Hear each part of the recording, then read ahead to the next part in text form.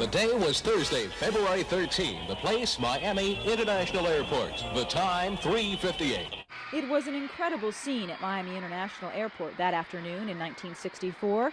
4 young lads from England stepped off a plane and the crowd went bloody wild.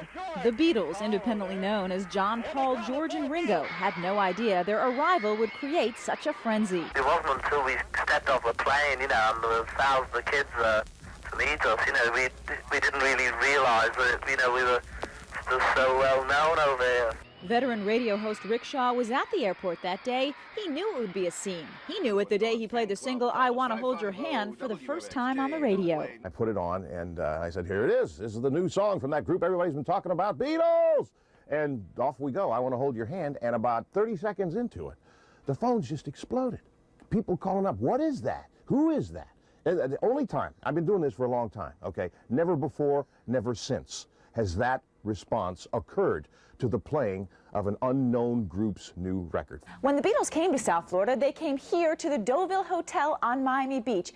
It's this venue that launched the British invasion, and it's all because of a live performance on The Ed Sullivan Show. And now from the stage of the Deauville Hotel, here he is, Ed Sullivan.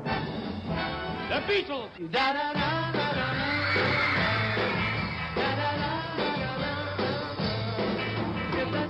Sidney Portnoy was 13 when he saw the Beatles at the Deauville. His family owned the Barron's men's store in the hotel at the time. He was asked to deliver clothes to the Fab Four's room after they went on a shopping spree. But what I do remember is that Ringo was in his boxer shorts, and he scurried into the closet and made jokes about hiding. And in the typical image we have of the Beatles back then of goofing around and making jokes, that's what they were doing. It is a great memory. While the boys goofed off inside their hotel rooms, fans filled the outside of the building. The Fab Four had to be escorted from their rooms hidden in laundry carts for security. Joel Cohen and his sister Harriet Halpern's family owned the hotel at the time and still do now. We talked with them in the actual suite the Beatles used. I remember during the actual performance that there was such screaming that you really couldn't hear them singing at all.